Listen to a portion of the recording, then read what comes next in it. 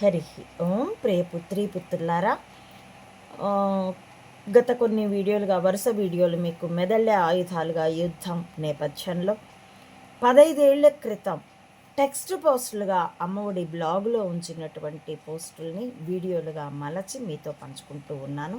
ఆ వరుస క్రమంలో అప్పట్లో ఈ దేశాన్ని ఎవరు కాపాడాలి అనే లేబుల్ క్రింద 38వ పోస్టుగా వరుస క్రమంలో 341వ పోస్టు మీరు అమ్మఒడి blogspot.comలోకి వెళ్ళి సైడ్ బార్లో చూస్తే అన్ని టపాల్ని ఒకే చోట చూడాలంటే అన్ని రెండు ఇవి ఉంటాయండి, హెడ్డింగ్స్. వాటిని క్లిక్ చేస్తే రెండో దానిలో ఇది 301 నుండి మిగతా పోస్టులు దానిలో ఉన్నాయి. ముందటి దానిలో 1 నుండి 300 పోస్టుల తాలూకు హైపర్ లింక్స్ ఉంటాయి. దేని మీద మీరు మనం బుక్ చదివేటప్పుడు ఇండెక్స్ చూసి ఏ టాపిక్ ఏ పేజీలో ఉందో ఎలా రిఫర్ చేస్తామో అదే విధంగా ఈ బ్లాగ్ని మీరు రిఫర్ చేయొచ్చు. అందుకే వరుస సంఖ్య 341 అని చెప్పాను. దీని ప్రచురణ తేదీ మార్చి 31, 2010. 15 ఏళ్ళు దాటి దాదాపుగా 15 రోజులు కూడా గడిచిందండి. అంత పాత పోస్ట్, కానీ సబ్జెక్ట్ అయితే ఇప్పటికీ అప్లికబులే. ఎందుకంటే ఇంకా యుద్ధం పతాక దశలో ఉంది, ఇంకా విజయం డిక్లేర్ అవ్వవలసి ఉన్నది కదా. కాబట్టి ఇప్పుడు దాన్ని మీతో పంచుకుంటున్నాను. 1992లో పీవీజీకి ఎవరు అని అడగబోకండి, అప్పటి ప్రధాని పివి నరసింహారావు గారు. ఆయనకి ఫిర్యాదు ఇచ్చిన తొలి రోజుల్లోనే లెనిన్, ఎందుకంటే అతను నా కుటుంబ మిత్రుడు. తర్వాత పెళ్లి చేసుకున్నాక తన పేరుతో పిలవను కదా. తనకి తన స్నేహితుడు ఒకరు ఒక ఆసక్తికరమైన అంశాన్ని చెప్పారు. అది ఎప్పుడు నేను అప్పటికి ఢిల్లీ వెళ్ళిపోయాను. ఢిల్లీ వెళ్ళేటందుకు టికెట్స్ టు అండ్ ఫ్రో కూడా తనే రిజర్వ్ చేశాడు. అప్పట్లో ఆన్లైన్లో లేవు కదా. రైల్వే స్టేషన్కి వెళ్ళి మరీ టికెట్ రిజర్వ్ చేసుకోవాలి. ఒక వారం గ్యాప్తో రిజర్వ్ చేసుకున్నాను. నాకేం తెలుసు ఇది జీవితకాల యుద్ధం అవుతుందని. తర్వాత మళ్ళీ తన వాళ్ళు ఉండేది వైజాగ్లో, తను వెళ్ళిపోయాడు. తర్వాత ఐబీ ఆఫీసర్స్ మా ఫ్యాక్టరీకి వచ్చి, మీ అమ్మాయి గారిని ఏమి రమ్మని చెప్పక్కర్లేదు మేడం, అక్కడే ఆవిడ పని అయినప్పుడు ఆవిడ వస్తారు, ఆవిడ ఏదో కంటెంట్ ప్రధానికి ఇచ్చారట, మాకు పైన నుండి ఆర్డర్స్ వచ్చాయి, మీరు క్షేమంగా ఉన్నారా, మీకేమైనా ఇబ్బందులు ఉన్నాయా తెలుసుకోమన్నారు అంటూ పరిచయం చేసుకున్నట్ట. ఆ సంఘటన తర్వాత నా తమ్ముడు కొంత భయపడి బెరుకుపడి తనకి మోరల్ సపోర్ట్గా తన్ని రమ్మన్నట్ట లెనిన్ని. అతను వస్తే నేను వద్దు అని కూడా చెప్పాను. అయినా తను ఏది జరిగితే అది జరుగుతుంది, మీకేది దేశమో నాకు అదే దేశం కదా అన్నాడు. తను ఇక్కడికి రావడానికి ముందు అప్పటికి నేను పివి నరసింహారావుకి కంప్లైంట్ ఇచ్చాను. నేను, నా కుటుంబం, నా సరౌండింగ్స్, నా చుట్టూ ఉన్న వాళ్ళు, నా స్నేహితులు అందరి చిట్టాపద్దులు పివిజీ నిఘా సంస్థ చేతికి వచ్చేసాయి. ఆయన మొత్తం పరిశీలనలో ఉన్నాడు. ఇంకా భవిష్యత్తు వ్యూహం ఎంతవరకు రచించుకున్నారో నాకు దాని గురించి అయితే తెలియదు. అప్పుడైతే నా భర్తకు ఉడ్బి అప్పటికి తనకి తన స్నేహితుడు ఒకడు చెప్పాట. అది ఎంత ఆసక్తికరమైనదంటే దాన్ని నేను హెడ్డింగ్గా 2 బోర్డుల మీద ఒకే ఆటగాడి విన్యాసము అని పెట్టాను. దాన్ని వివరిస్తాను. ఏ మరియు బి అనే 2 చదరంగపు ఆటగాళ్ళు ఉన్నారు. వాళ్లకు ఆట వచ్చు. సి అనేవాడికి చదరంగపు ఆట రాదు. అయినా ఏ బీలతో ఆడి గెలవాలన్నది సి లక్ష్యం. దాంతో 2 చోట్ల ఆటకు తలపడతాడు. ముందుగా ఏ దగ్గరకు వస్తాడు. చదరంగపు బల్ల మీద ఏ ఒక ఎత్తు వేస్తాడు. వెంటనే సి బి దగ్గరున్న బోర్డు మీద అదే ఎత్తుగడ వేస్తాడు. అంటే ఏ బోర్డు మీద ఏ అనే ఆటగాడు ఏ పావుని ఎలా కదిపాడో అలాగే బి బోర్డు మీద సి కదిపాడన్నమాట. ఏతో ఆటలో ఆట ప్రారంభకుడు ఏ అయితే బితో ఆటలో ప్రారంభకుడు సి అన్నమాట. మీకు క్లారిటీ అర్థమైందని అనుకుంటున్నాను. సరే, సి వేసిన తొలి ఎత్తుకి ప్రతిగా బి ఒక ఎత్తు వేస్తాడు కదా. అదే ఎత్తుగడని తెచ్చి సి ఏ మీద ప్రయోగిస్తాడన్నమాట. దాని మీద ఏ మరో ఎత్తుగడ వేస్తాడు కదా. అది తీసుకెళ్ళి బి మీద ప్రయోగించడం, బి వేసిన ఎత్తుగడని తెచ్చి ఏ మీద ప్రయోగించడం. ఇది సి ఆడే ఆట. ఆ విధంగా ఆడుతూ చివరికి 2 బోర్డుల మీద గెలిచాడు. ఇది లెనిన్కి తన మిత్రుడు చెప్పినది. ఇది నాకు తను మా పెళ్ళయ్యాక శ్రీశైలంలో అద్దాల మండపం మెట్ల మీద కూర్చొని వెనకే తాబేలు అవి రాతిది ఉన్న సెమీ వృక్షం ఉంటుంది, అందరూ అక్కడ ప్రదక్షిణలు చేస్తుంటారు. ఇటువైపు గట్టు మెట్ల మీద కూర్చున్నాను. ఎదురుగా వేములవాడ రాజరాజేశ్వరి స్వామి, రాజరాజేశ్వరి దేవి ప్రాకార దేవతలుగా ఉంటారు. అక్కడ ఆ పూజారులతో కాసేపు మాట్లాడి తీర్థ ప్రసాదాలు పెట్టేసుకొని పోయి అక్కడ కూర్చొని కబుర్లు చెప్పుకుంటూ ఉన్నప్పుడు తను చెప్పాడు. అది విన్నప్పుడు నాకు ఎంత విభ్రమం, ఎంత ఎగ్జైట్మెంట్ కలిగిందంటే ఆ ఫీలింగ్ నాకు ఇప్పటికీ గుర్తుంది.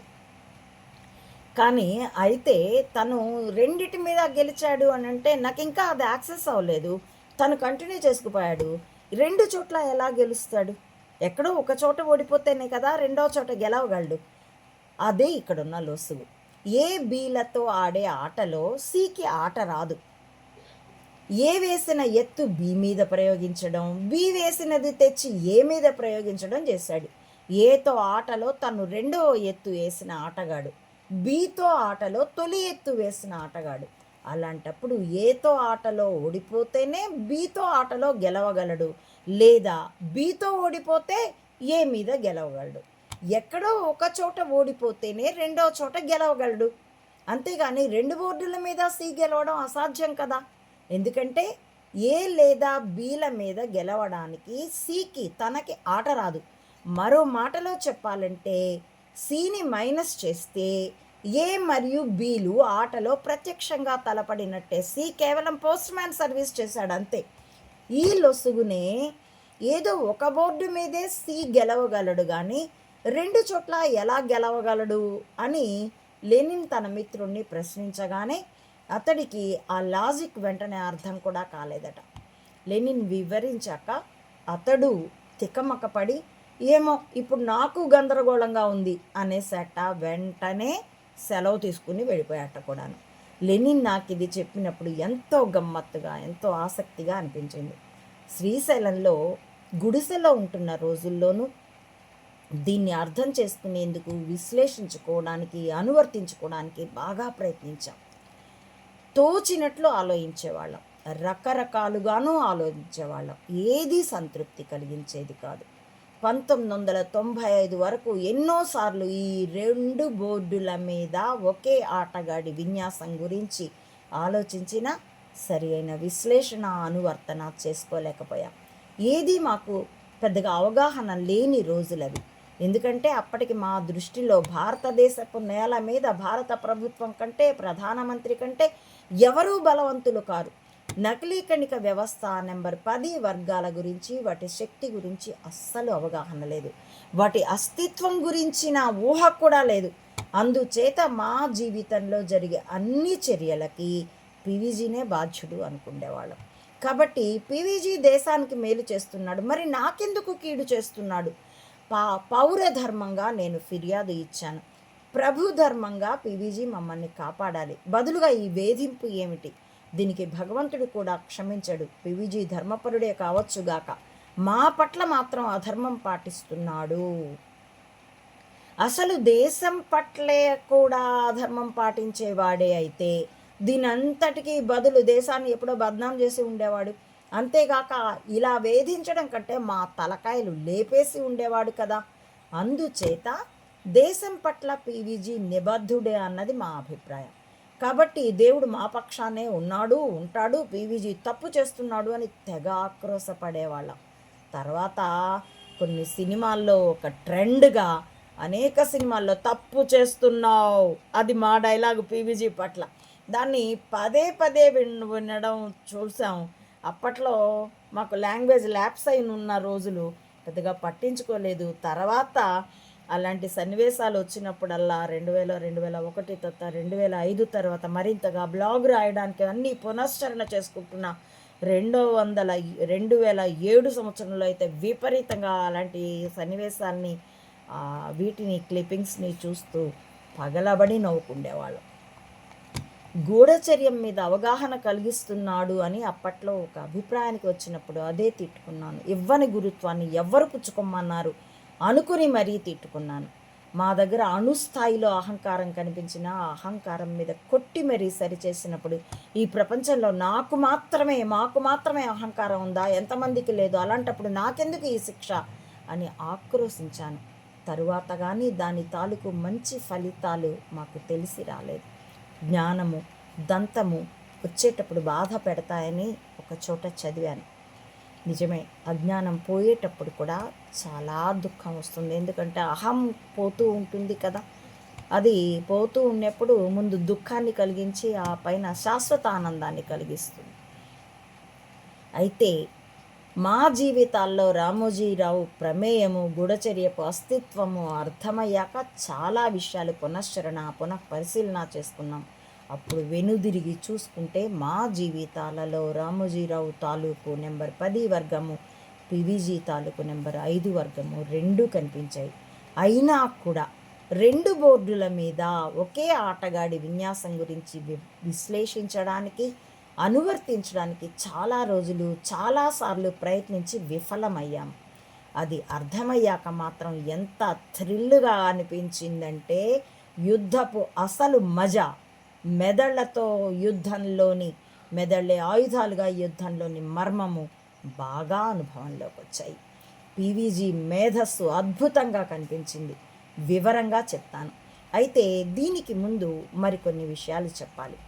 ఈ లేబుల్లోని గత టపాలలో 1992 నుండి గూఢచర్య అంకాలని 4 దశలుగా విభజించి వివరించాను. ఈ దేశాన్ని ఎవరు కాపాడాలి అన్న దీంట్లో ప్రపంచపరంగా, దేశపరంగా, గూఢచర్య పరంగా పీవీజీ డిజైన్ చేసినటువంటి మెదళ్ళే ఆయుధాలుగా యుద్ధంలో 4 దశలని అక్కడ నేను వివరించానండి. అదే మా జీవితాలతో అయితే దాని వీడియోలుగా కూడా ఇచ్చినట్లున్నాను. ఒకసారి చెక్ చేసి ఒకవేళ ఇవ్వకపోయి ఉంటే నేను మళ్ళీ మీకు వాటిని సమర్పిస్తాను. అయితే ఇదే కాలాన్ని మా జీవితాలతో అయితే దాన్ని 3 దశలుగా విభజించవచ్చు. మొదటి దశ 1992లో పీవీజీకి డ్రామోజీ గురించి ఫిర్యాదు ఇచ్చిన నాటి నుండి 1995లో మేము ఫ్యాక్టరీ ఖాళీ చేసి, అప్పటికి నా తండ్రి మరణించి ఉన్నారు. నా తల్లి, చెల్లి, తమ్ముళ్ళు వాళ్ళకున్న భయాల రీత్యా, ఎందుకంటే వాళ్ళకైతే బయట వార్తలు తెలిసాయి. తర్వాత అది నాకు అర్థమైంది. ఎస్ఎఫ్సి వాళ్ళు నా మీద కేసు పెట్టనున్నారని, నన్ను జైలుకు పంపనున్నారని, కలిసి ఉంటే అవి తమ మీదకి కూడా వస్తాయి అన్న భయంతో వాళ్ళు వెళ్ళిపోయారని తర్వాత నాకు అంచనా వచ్చింది. అప్పుడైతే వ్యక్తిగత కారణాలతోనూ వాళ్ళ భద్రత రీత్యా వాళ్ళు నాతో విడిపోయారని నేను అనుకున్నాను. అప్పటి వరకు ఫ్యాక్టరీ ఖాళీ చేసే వరకు, ఆ ఖాళీ చేయడానికి కొంచెం ముందు, పివి నరసింహారావు దిగిపోవడానికి ఒక 8 నెలల ముందు అందరూ ఒకటే మాట, గతంలో నా బిజినెస్ కస్టమర్స్ కూడా ఎక్కడో చెన్నైలో ఉన్న ఆయన కూడా వచ్చి వాళ్ళంతా ప్రధానమంత్రికి చాలా వస్తుంటాయి, మర్చిపోండి ఇలా.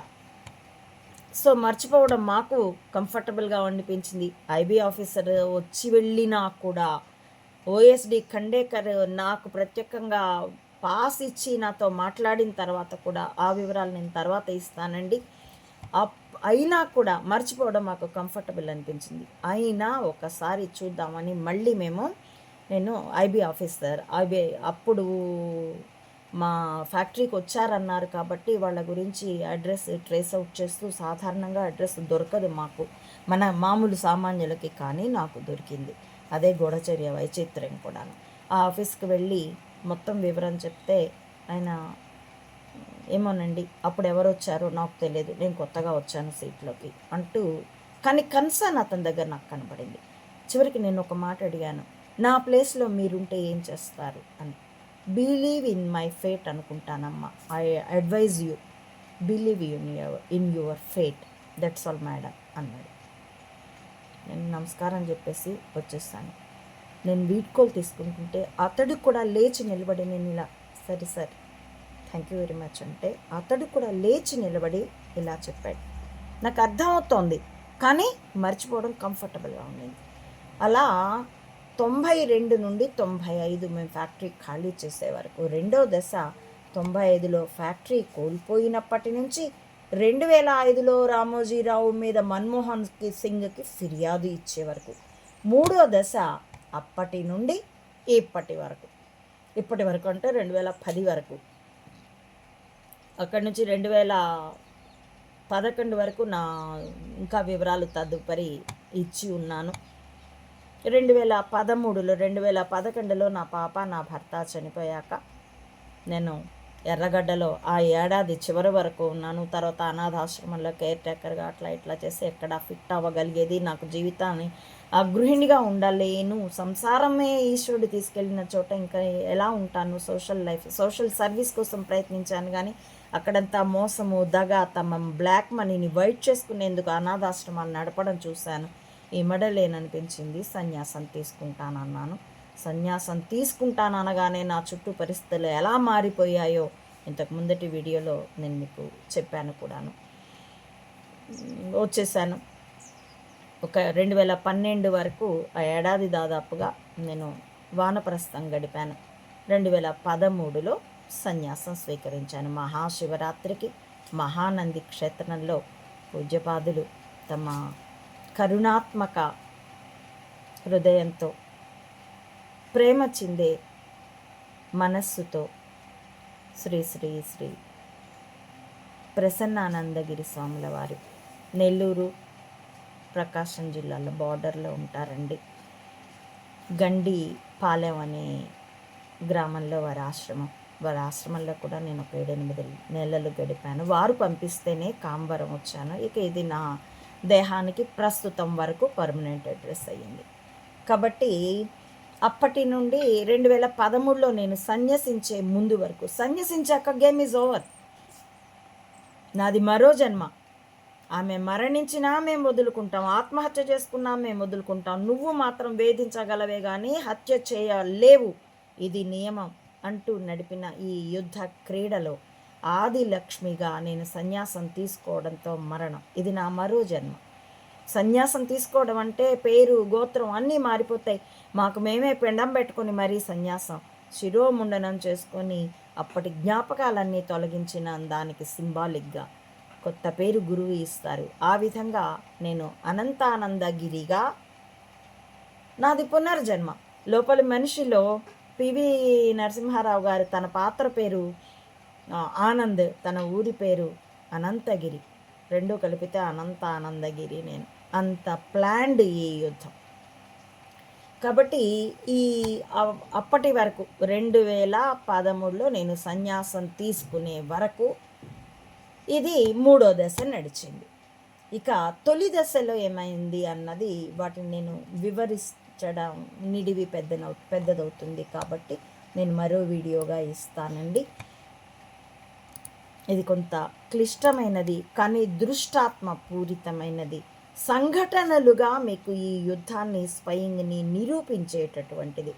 వీడియోలు మార్ఫింగ్ చేయొచ్చు, ఏఐతో క్రియేట్ చేయొచ్చు, ఫోటోలు అంతే ఫేక్ సృష్టించవచ్చు, కానీ సంఘటనలకి భాష్యాలు చెప్పగలరే కానీ సంఘటనల్ని ఇప్పుడు మ్యానిపులేట్ చేయలేరు. అందున గతించినటువంటి సంఘటనలు ఏ విధంగా అయితే మామకి వెన్నుపోటు పొడిచి చావగొట్టిన దాన్ని చంబా ఇప్పటికీ ఇరేస్ చేసుకోలేడు, ఏ విధంగా అయితే డ్రామోజీ తన్ని బాబ్లీ నెపాన చితక్కొట్టించాడో, దాని కార్యకారణ సంబంధాలు ఏమిటో, దాన్ని తాను చచ్చినట్టు ఎందుకు యాక్సెప్ట్ చేశాడో, లేకపోతే అలిపిరై కూర్చుంటుంది కాబట్టి బాబ్లీని యాక్సెప్ట్ చేశాడో చంబా ఇప్పుడు మార్చలేడు.